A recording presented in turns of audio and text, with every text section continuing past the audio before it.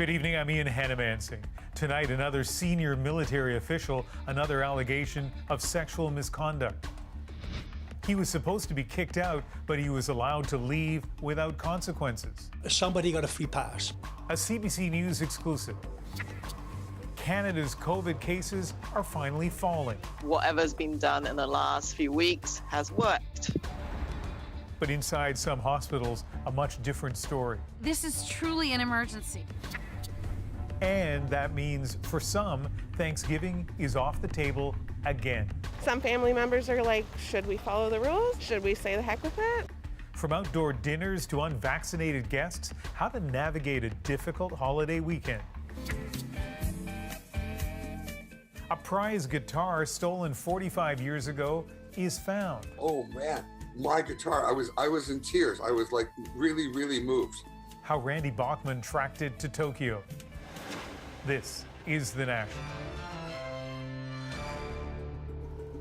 Yet another development tonight in the sexual misconduct crisis in the Canadian Armed Forces. After months of allegations, investigations, and anger over the actions of several senior military officers, there are new questions about another case involving another senior member.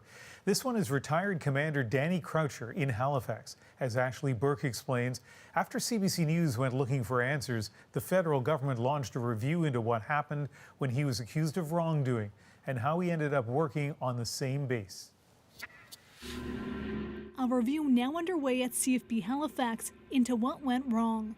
Who allowed Navy Commander Danny Croucher, accused of sexual misconduct, to leave the military without consequences and return to work in June at this exact same Navy base, but this time as a civilian? Well, my reaction is, again? I mean, it shows such a lack of social intelligence, common sense, certainly awareness. In June 2020, the military removed Croucher from his job as the head of the Navy Warfare School. Sources say he faced an investigation into allegations of inappropriate and hurtful comments said to be sexual in nature, and wrongdoing was found. Croucher was expected to be kicked out of the Navy, the sources said, but instead, the military granted him a voluntary release. Somebody facilitated a release on request as opposed to a compulsory release as a result of somebody, in fact, who failed in his duty.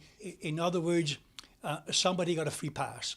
The review is now probing if the military broke or flouted its own rules by allowing Croucher to avoid consequences for misconduct.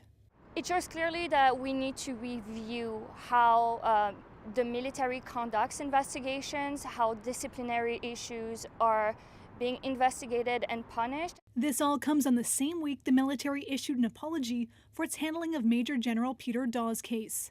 Amid another round of public backlash, the forces pulled Daw from his new job on the sexual misconduct file.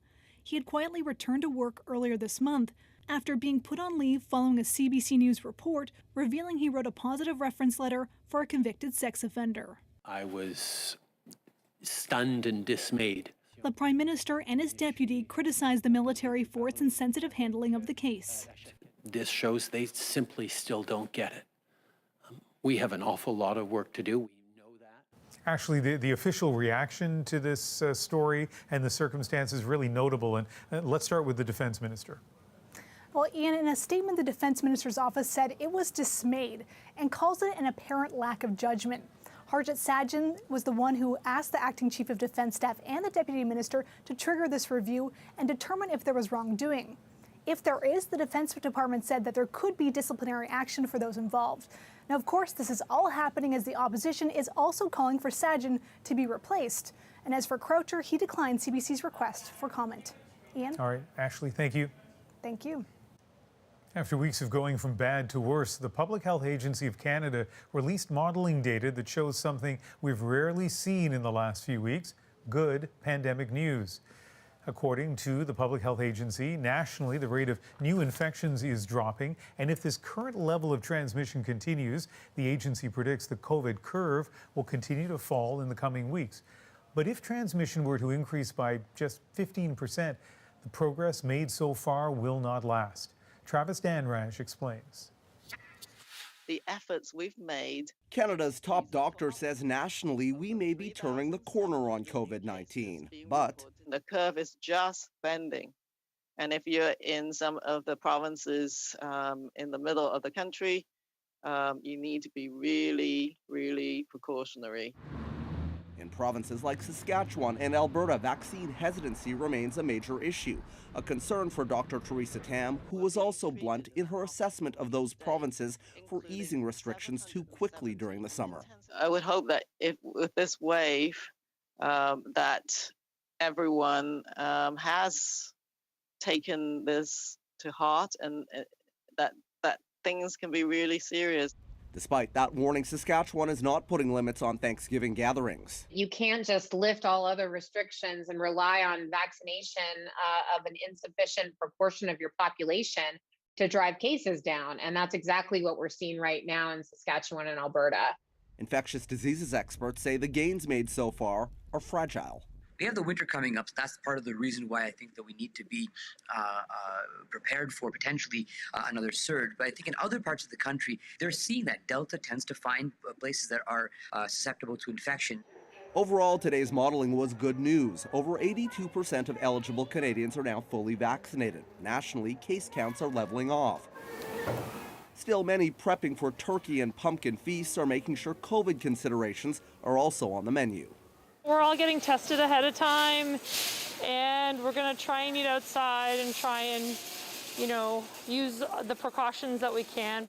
And according to experts, that is the right approach. Where gatherings are allowed, masks, social distancing, and small groups all need to be a reality for yet another holiday-long weekend during a pandemic that isn't behind us just yet. Travis Stanrash, CBC News, Ottawa. And while the national picture is brighter, different regions face different challenges. That record-breaking surge in the Northwest Territories is raging. And in the provinces, there's quite a bit of variety. Looking at daily new cases per capita, Alberta and Saskatchewan are the hardest hit, but seeing declines. Quebec and Ontario have had milder fourth waves and slow, steady improvement. In most of the other provinces, the trend is less certain, but in Manitoba, it's rising. And in New Brunswick, the surge is especially clear. New circuit breaker restrictions in that province kick in tonight. Those restrictions have effectively canceled large Thanksgiving dinners at home. Elizabeth McMillan shows us many in New Brunswick are adapting to the change. Do you guys have your proof of vaccination and a government ID as well, please? This New Brunswick restaurant will be offering a holiday special, and anyone who wants gravy and stuffing needs to show the paperwork. Staff are preparing to be busy. Well, we'll start cooking turkeys for Sunday, Saturday through the night, and we'll cook turkeys right through until mid-afternoon, Sunday afternoon. Hopefully have enough turkey for all those that want to come in and share it with us. This Thanksgiving, with few exceptions, no one in the province is allowed to socialize at home with anyone outside their own household. The Premier says restaurants can continue operating because they're screening people. Social gathering of unvaccinated New Brunswickers is driving our current situation. The number of COVID patients in ICUs is unprecedented. It's doubled in the past week. Health services reduced or suspended to deal with the surge. People won't be able to visit loved ones in New Brunswick hospitals either. The only exceptions are when patients qualify for a support person, such as in palliative care or labor and delivery departments. The new restrictions have derailed Thanksgiving plans, and fines for people violating the rules, a minimum of $480. I have family members who want to gather, and some family members are like, should we follow the rules? Should we say the heck with it? Very disappointing, yeah. I'm from Quebec, and I was going to go home and see my mom, and I can't. And my husband was going to go to Nova Scotia as well. As nice as this restaurant is, it's not like sitting around the dining room table with all your friends and family enjoying a Thanksgiving meal. For John Godfrey, the hope is the rules are another incentive to get vaccinated. Let's get this dealt with and move on. But the province won't be moving on until fewer people are getting sick. Restrictions in hotspots will remain in place for 2 weeks. Elizabeth McMillan, CBC News, Riverview, New Brunswick. And for those who can gather this weekend, the official advice from health officers is to ask everyone if they're vaccinated. But for some families, that is leading to some difficult decisions. we have made the tough decision that we will not have Thanksgiving dinner with them like we usually do every other year. A little later, I'll chat with 2 Canadians about how they plan to navigate this weekend with their families. While the national rate of new infections may be dropping, hospitalizations remain a concern and in some places are still rising. Julia Wong spoke to a military nurse who's been deployed in places like Afghanistan and Sierra Leone and is now bringing relief to a hospital in Alberta. The integration really has been seamless. Major Amy Godwin says staff at this Edmonton hospital have welcomed her and 8 other military nurses with open arms. Alberta ICUs are packed mainly with COVID-19 patients. Our job is to help Albertans, and that's something that we're proud to be able to do. It's not just patients who need their help. The Nurses Union had called on Premier Jason Kenney for some time to request federal help.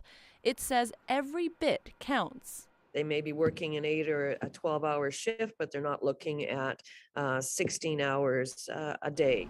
The Canadian Armed Forces is committed to 8 nurses for now. The nurses will be working 12-hour shifts day and night and are scheduled to be here until the end of the month. Dr. Darren Markland says the nurses are a morale boost, but he wishes Alberta's early reopening hadn't made them necessary. 8 nurses are fantastic, but it is a drop in the bucket with the numbers that we're seeing going in and out of this hospital and the resources that we've already taken from other critical services in this place. Nurses in fatigues supporting an Alberta hospital, a striking image for this health policy expert. It sends the message that this is truly an emergency, and it sends that message loud and clear. As for Godwin, she served in Afghanistan and Sierra Leone. She's clear this deployment is no different. Nursing is nursing, whether it's in an austere environment, an international operation, or domestically in Canada where you're posted or on a domestic operation. It's still, our key point of that is we're still nursing. And even more help is on the way. A team of 8 doctors and nurses from Newfoundland and Labrador is expected to arrive in Alberta this weekend. Julia Wong, CBC News, Edmonton. Sports fans in Ontario may be cheering tonight. The province is lifting capacity limits for some events starting at midnight. Venues such as Scotiabank Arena will return to 100% capacity ahead of the start of the hockey and basketball seasons. Proof of vaccination and masks are still required. Concert venues and movie theaters will also see their capacity limits lifted. Some good news for Canada's economy today. After September jobs boost pushed employment above pre-pandemic levels. Following a steep plunge at the beginning of the pandemic, numbers have been slowly climbing, but it was a surprise gain of 157,000 jobs last month that moved employment to levels not seen since February of 2020. Nisha Patel shows us what this means for an economy still working to recover. When COVID-19 closed stores, Aaliyah Beckford lost her retail job, so she traded cash registers for computers. It was the push I needed, so it was disappointing at first, but it was also very motivating. She spent her lockdown hours retraining and completed a 9-week coding boot camp. It didn't take long for her to land a gig at tech startup CrowdRiff. They have really great benefits that I didn't have when I was working in retail. Tens of thousands of women came back to the workforce in September after bearing the brunt of job losses during the pandemic. Considering where we were, especially last spring, that's really substantial progress. And now, after 18 long months, Canada's employment numbers are back to pre-pandemic levels. Still, economists say there's work to be done. We still cannot put our foot on the brakes economically. We have to be focusing on creating more jobs and better jobs so that we can have Canadians working back to their full potential. Many employers have complained they can't find workers, especially for jobs in the services sector. So experts say some business owners may need to do more. Push employers to improve the offer. They have to have better wages, more stable hours, better conditions. Then they'll be able to recruit and retain the workers that they need.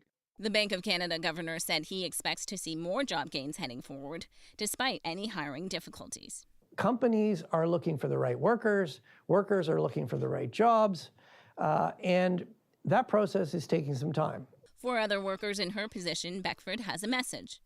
It could be time to try something new. Talk, ask questions, and just go for it. I'm really happy that I did it. I have no regrets. An attitude that's helped reach this milestone on the long road to getting Canadians back to work. Nisha Patel, CBC News, Toronto. More than 130 countries, including Canada, have signed a global tax deal to make sure big companies pay a minimum tax rate of 15%. This agreement at the level of the OECD is clearly a tax revolution. The deal could generate about $150 billion in revenue per year and could take effect by 2023, but it still has to be approved by the G20 countries later this month. A bombing at a mosque in northern Afghanistan packed with worshippers has killed at least 46 people and injured many more. This is the latest in a string of attacks in the country. Susan Ormiston is in Kabul with the details. Afghans are watching with increasing alarm. This is the third deadly attack in a week and by far the worst since the U.S. forces left this country just over a month ago. A suicide bomber targeted a Shia mosque in Kunduz in the north. It was packed for Friday prayers. About 1:30 local time, the blast tore through the interior and the hundreds of people praying. A man described the carnage. What I saw was like the end of the world, saying he couldn't even count the number of dead bodies that he'd transferred in his vehicle because there was no ambulance. The Taliban said it was sending in special forces to the area. Casualty numbers not confirmed, but according to the Taliban, more than 100 are dead or injured. ISIS-K has claimed responsibility, continuing a pattern of attacking Afghanistan's Shia minority. The UN said tonight that this latest bombing shows an overall disturbing trend, a pattern of violence here. Just last Sunday in Kabul, a suicide bomber killed 8, mourning the death of a prominent Taliban family member. And that night, Taliban leaders gathered at a hospital to visit the wounded, the next day launching an attack on an ISIS-K cell in the city. One of the reasons some Afghans supported the Taliban's takeover is they believed it would control the violence, and after promising it would contain internal terrorism, it seems to be struggling with that threat inside its borders.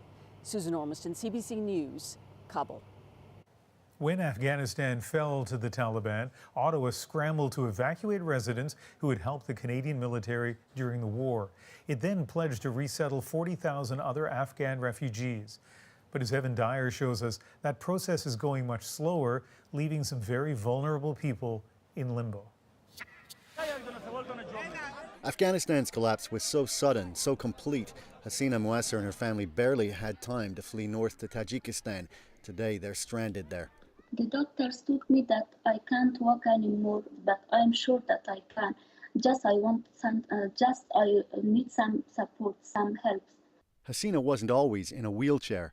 At age 12, she created a children's magazine. She met the president. Her work was covered by the BBC's Persian service. It was also noticed by the Taliban, who kidnapped her. Her brother Zubair says one of her captors tried to rape her. That's why she tried to escape. And she ran towards the window, and she didn't know that's a building, so she fell down from 3 floors. Losing the ability to walk didn't stop her activism, but the return to power of the Taliban has. Without medical treatment, she's at risk of losing a foot to amputation. I want to run like everyone. I just want to go to school. Healthcare. I just want to go to school. Hasina's brother-in-law, Abdul, a former Canadian Army interpreter, is already in Toronto. And I hear my brother-in-law told me that when you go to Canada, you can be here and you will walk again. Unfortunately, there isn't a direct permanent residency path or any other program that is practical and provides an immediate solution. Lawyer Argavan Jeremy is part of a Canadian Bar Association group trying to bring people to Canada. What we would like to see is a program that they can directly apply to. The government says it isn't just working with the UN to help people who've already fled Afghanistan. It's also stretching the definition of refugee to include people who weren't able to get out of the country. It's working with the US, NATO, and with an Irish aid group to help identify those people. But it's still not clear when the first refugee will actually reach Canada.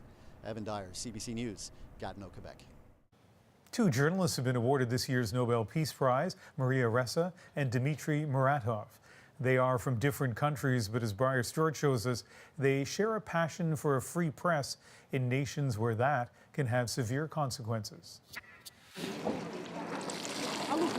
In front of Moscow's Novaya Gazeta, a memorial garden for Anna Politkovskaya, an investigative reporter whose murder remains unsolved 15 years on. I'm dedicating this award to Anna, Dmitry Muratov said, along with 5 others who worked at the paper and have been killed since it was founded in 1993. Back then, another Nobel winner, former Soviet President Mikhail Gorbachev, used his prize money to set up the fledgling publication. Today, the Nobel Committee recognized Muratov, the paper's longtime editor. Muratov was so wrapped up in his work that he didn't answer the seemingly random calls he was getting from Norway to inform him he won. But when he heard the news, the celebration followed. Among the many congratulations today came one from the Kremlin. A spokesperson commended Muratov for being brave, which is of course highly ironic, given that there's an increasingly punishing crackdown on media in this country. For Novaya Gazeta's reporters, they hope the award can shield them at least temporarily. Maybe it will protect us for a little bit, because it's just too weird to close the newspaper whose editor-in-chief is a Nobel Prize winner. This year, the award also went to Maria Ressa, who faced threats and jail time for her coverage of corruption and violence in the Philippines. This is my 35th year as a journalist, and imagine the Philippine government filed 10 arrest warrants against me in less than 2 years. I've never lived through anything like that. Ressa says despite the risk, there's no better time to be a journalist because so much is at stake. But in Russia, Muratov isn't so sure. Today saying he can't encourage young people to get into investigative journalism because he fears just where the path could lead. Briar Stewart, CBC News, Moscow. Next, People's Party leader Maxime Bernier on the future of his party after the election. It's been described as racist, it's described as misogynistic, it's been described but as that's not the reality. What he says about threatening journalists online and being compared to Donald Trump. The Thanksgiving dinner dilemma. I'm forced to potentially expose my girlfriend and myself to the virus because family members refuse to get vaccinated. Navigating the holiday when your family is divided on the vaccine. And Randy Bachman tracks down his favorite guitar 45 years after it was stolen. Oh man, my guitar, I was in tears. I was like really, really moved. How he found it halfway around the world. We're back in 2.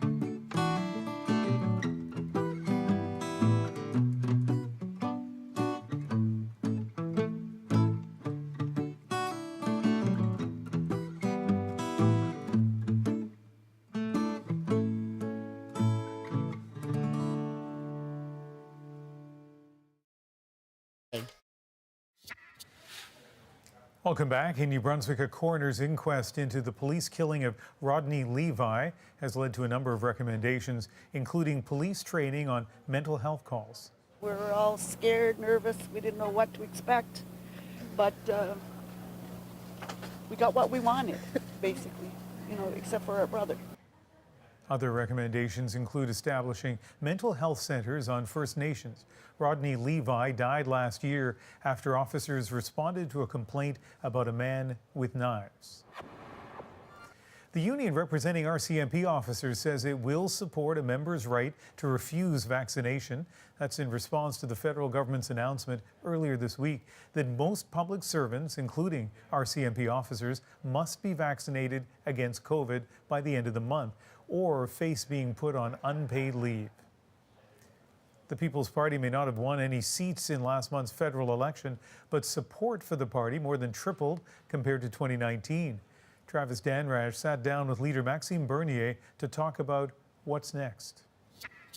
We are the only real option for the future of this country. If you believe in a smaller government in Ottawa with more freedom, we are there for you. Defiant even after defeat, Maxime Bernier says his battle is not over.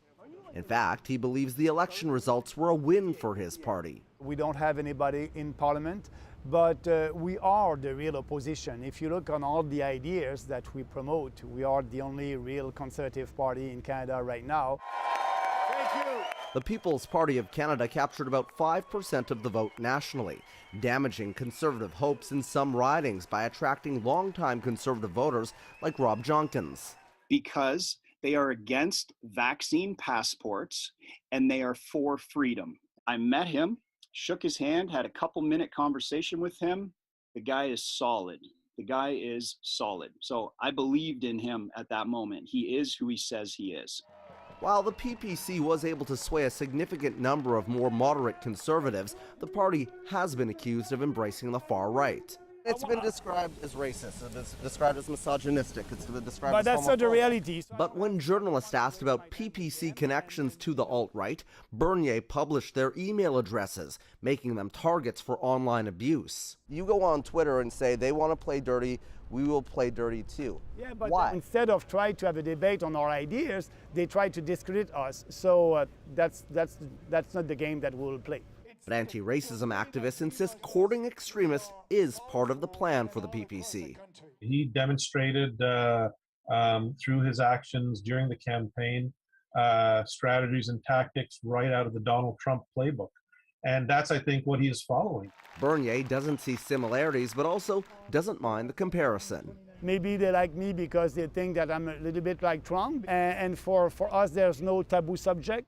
Defying public health advice, not taboo for the PPC. Waging war on COVID restrictions was Bernier's main fodder. You're not vaccinated. No, I'm not. Okay, and I won't be. You won't be. Yeah. So what if you need to travel? But that's why I will fight against that, because my job as a politician is to travel across the country. The pandemic will likely be behind us when we head to the polls again. The question is whether Bernier will find a new rallying cry that resonates with the right. Travis Danraj, CBC News, Ottawa. A lot of families will be grappling with whether to gather with relatives who haven't had their COVID shots. I just can't have Thanksgiving dinner with people in a closed environment in my home that are not vaccinated. Next, 2 Canadians share how they're navigating this complicated holiday. And later, scientists thought this video was lost. Now they're shocked it's been found. The moment it was discovered on the bottom of the ocean floor. That's coming up later.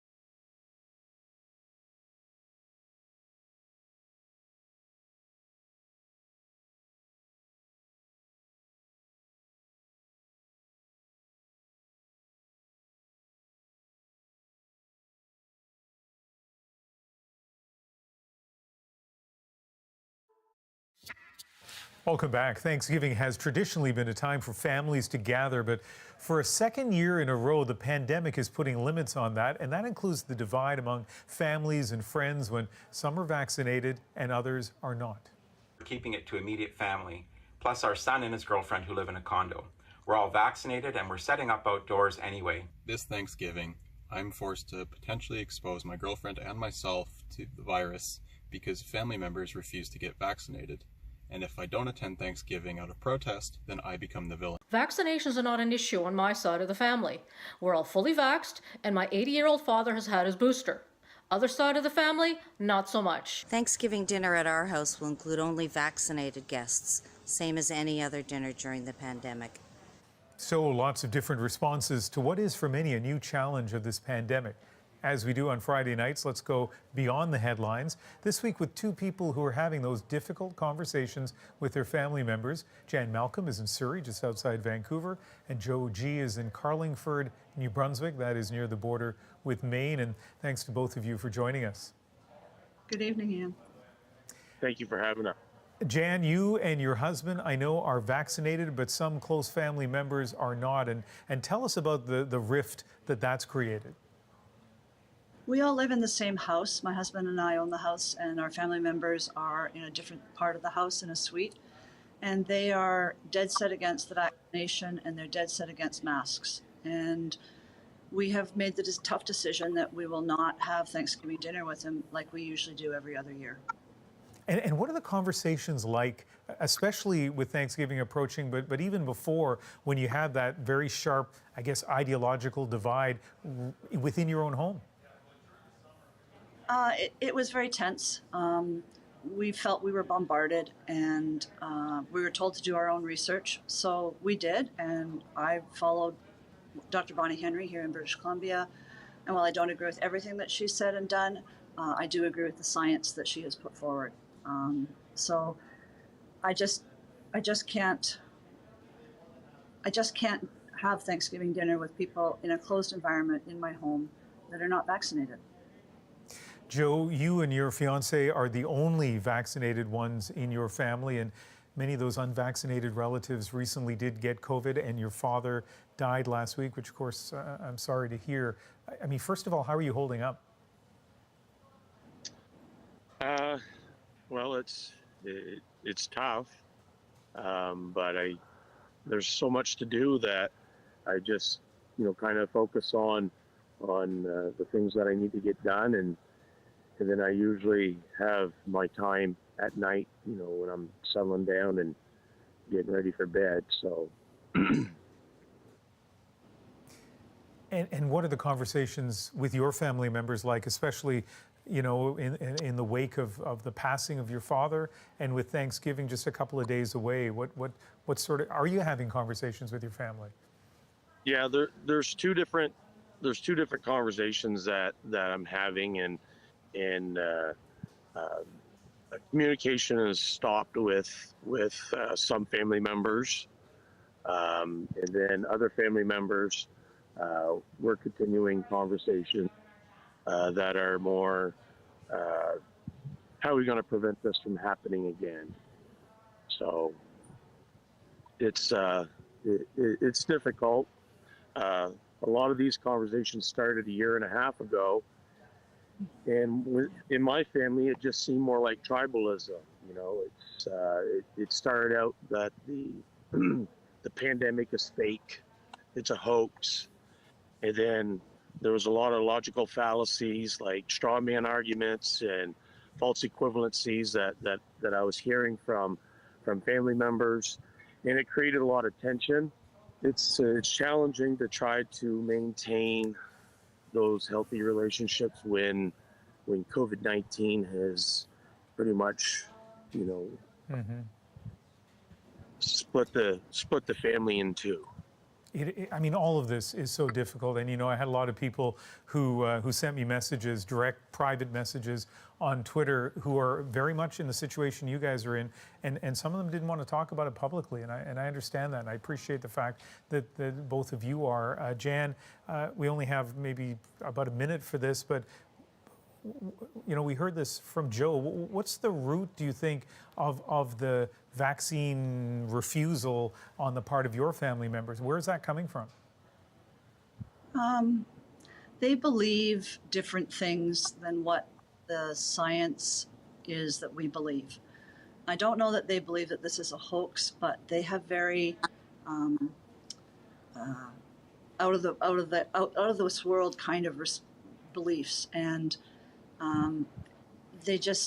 we had a big discussion when this first started about the mRNA vaccine, and what I was being told by my family member was not the science, not the biology that I believe. And so I went and researched, as I was said, you know, go do your own research. So I did, and yeah, it's just totally different viewpoints on a whole lot of things. So we don't even talk about it anymore. Yeah, and you know, a lot of people are not going to be talking about it this weekend. Jan, you mentioned you're going to have a small dinner with your husband. Joe, we just have you know, 20 seconds left here. What's Thanksgiving Day going to look like for you and your fiance? We're going to cook Thanksgiving dinner, and then we're going to deliver it to some family members. It's going to be contactless, of course, and I'm just thankful that I have an opportunity to protect my community. And if that means staying home and spending Thanksgiving without all the traditions and norms and customs, then that's what we're going to do, because that's what's important right now. Well, again, sorry to hear of your father's passing. Sorry to hear the turmoil that both of you are dealing with within your families, but I really appreciate the fact that you're willing to talk about it, because I think this reflects what's happening in a lot of homes across the country. Thank you both. Thank you. Thank you.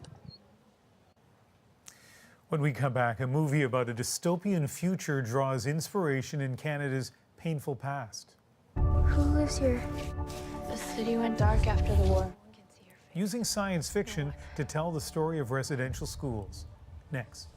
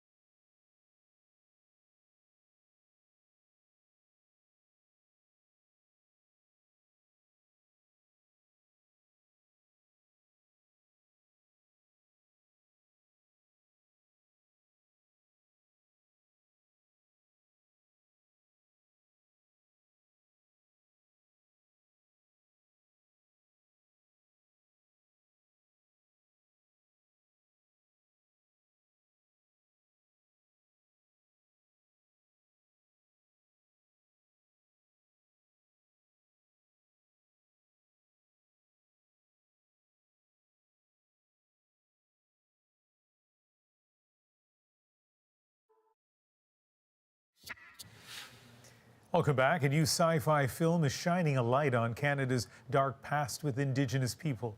Set in the year 2043, Night Raiders follows the life of a Cree woman and her fight to reclaim her daughter. Eli Glasner gives us a preview. Only past necessity. In a forest outside Toronto, Cree warriors prepare to flee from government forces hunting children. Soldiers! Soldiers on the perimeter! It's fall, years before the pandemic, before discoveries at residential school sites reminded us of what was buried in Canada's past. We're on the set of the movie Night Raiders by Cree Métis director Danis Goulet. Set in the year 2043, the story takes place in a shattered nation. Who lives here? The city went dark after the war. Where the state rips children from their families, forcing them into school. No one can see your face. Goulet says the sci-fi approach gives her more freedom.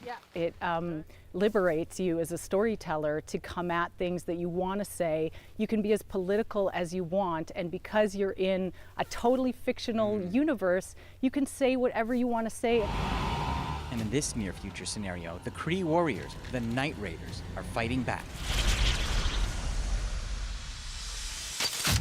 The film is part of something exciting happening with Indigenous movies. Ain't nobody immune here but us. Take the zombie thriller Blood Quantum. Or Slashback, an alien invasion movie shot recently in Nunavut. We're on the precipice of a golden age of Indigenous cinema. These stories are really just starting to get, really massive platforms like our film is. And there's so many stories to be told. Even on this wet, dreary day, you can see how the past and future collide as the teepee does double duty as a video village. Although the story is science fiction, the trauma it unearths is real, so they tread carefully. It involves, approaching things with a lot of sensitivity. So we do smudging on set. We do many things to keep our actors safe because we know they're bringing their lived experience to the set. Fast forward to a month ago, the soggy shoot days replaced with red carpet glamour as the Night Raiders arrive at this year's Toronto International Film Festival. It feels amazing that we have the Night Raiders as our heroes. I think there's a warrior in all of us. How are you feeling right now? You look a little... So ecstatic, I'm so excited right now. The morning after the premiere, the director is still buzzing. It was amazing. It was the first time that I'd actually seen it big with an audience, so I was just hanging off of everything in the movie. But Goulet says they almost didn't get the green light because some broadcasters said what happened wasn't relevant. We got notes back saying that it was a propulsive story with great characters, but they felt that the residential school allegory didn't work because as a country we'd moved on from that. But that changed over the summer. The BC First Nation announces a horrific discovery: the remains of 215 children who attended a residential school. We really haven't grappled with the full truth of what's happening, and I think this summer has been a testament to that with what we've been finding out in the news about the graves of children. So we've got a long way to go. The heart of Night Raiders is about a mom fighting for her daughter. Both actors playing those pivotal roles have felt the ripple effects of residential schools.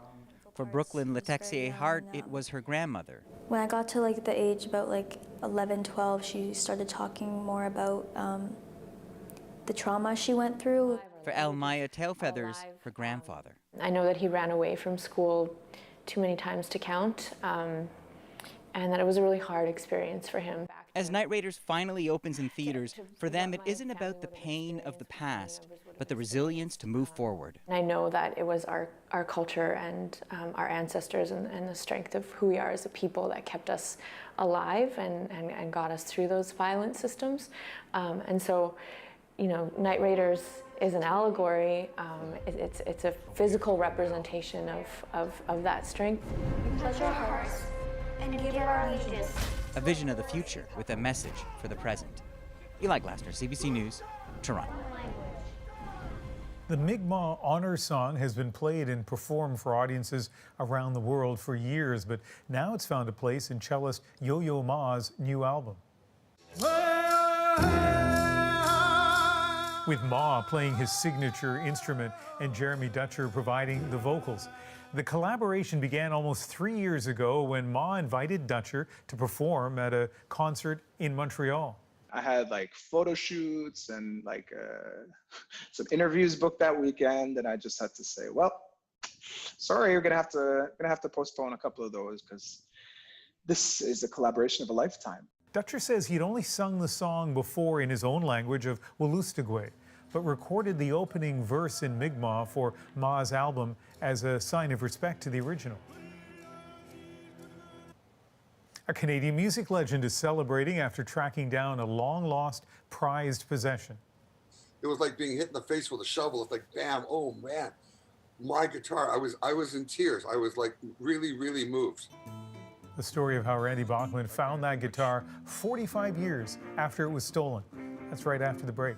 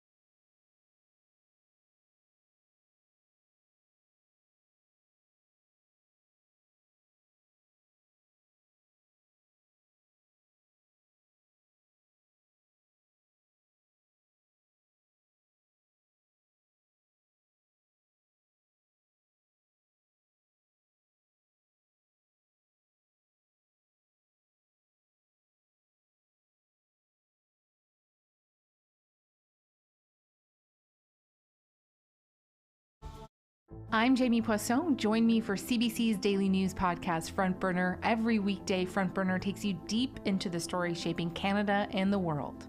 Subscribe wherever you get your podcasts. Rock and roll legend Randy Bachman's very first guitar was stolen from a hotel in Toronto more than 4 decades ago. And after searching for it all these years, he'll soon be reunited with his prized possession. Karen Pauls with how he found his guitar. Every day is an endless train. The guitar in this Bachman-Turner Overdrive song was the first one Randy Bachman ever bought, a 1957 Gretsch 6120, the Chet Atkins model in Western Orange. Bachman says he and Neil Young spent hours drooling over it in the window of a Winnipeg music store while he worked to save up for it. I babysat. I had a paper route, getting up early in the morning, throwing papers in guys' yards, washed cars. Bachman performed some big hits on that guitar, but in 1976, it was stolen from a Holiday Inn hotel room in Toronto. I cried for, literally at night I'd cry. I love this guitar so much. Bachman spent years and a fortune searching for that guitar, buying up hundreds of them. And then, just recently, someone identified it in this video, shot in a Tokyo restaurant Christmas Eve 2019. It was like being hit in the face with a shovel. It's like, bam, oh man, my guitar. I was in tears. His soon-to-be daughter-in-law, Coco, reached out to the musician, Takeshi, who was born the year the guitar was stolen. He offered to make an exchange, the original guitar for another one built in 1957. There are fewer than 40, but Bachman found one in perfect condition. And they were made basically in the same day or the same week on the same bench and put together at the same time. In a statement, Takeshi said, "I'm so honored and proud to be the one who can finally return this stolen guitar to its owner, the rock star Mr. Bachman, who was searching for it for nearly half a century. And I feel very grateful for this miracle happening in both our lives." Bachman is now planning a trip to Tokyo to take care of some business, make the exchange with Takeshi, and then perform together. Karen Pauls, CBC News, Winnipeg. Next, a long-lost research camera is found on the ocean floor. After 3.5 years, I didn't really know what to expect. How it was rediscovered and what it revealed.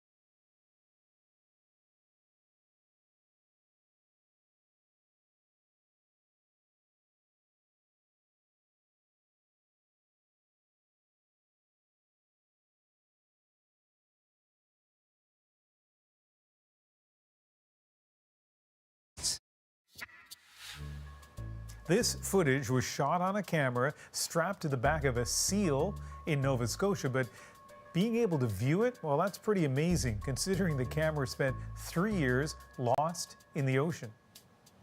The incredible recovery of that $10,000 camera and what the hours of footage revealed, that's our moment. 2017, we attached this camera to this male and he went off to sea. Suspected the male had gone to a different breeding colony. And then by the time the breeding season finished and the male still had not reappeared, basically we said, okay, we've lost the camera. And then I just basically forgot about it. This year, I got an email from the company that makes this camera. They sent me pictures of this camera. And they said, do you recognize this camera? Is this one of yours? I was just flabbergasted. Eventually, I got hold of the camera. After 3.5 years, I didn't really know what to expect. The video shows this male swimming out at sea, and he was also interacting with this pregnant female. I think the male was actually quite close to Sable. So in a sense, he was just teasing me. You want this camera? Okay, come and get it. So we're almost burying the lead here. How do they find the camera? Like, imagine the vastness of the ocean and losing it from a seal. Well, apparently a fisherman scooped it up in a net, took a look at it, saw the name of the company, called it, I think they're in Australia, and, reunited it with the scientist. What a moment. That is The National for October 8th. Join me Sunday for Cross Country Checkup on CBC Radio 1, and then later that night, right here for The National. Good night.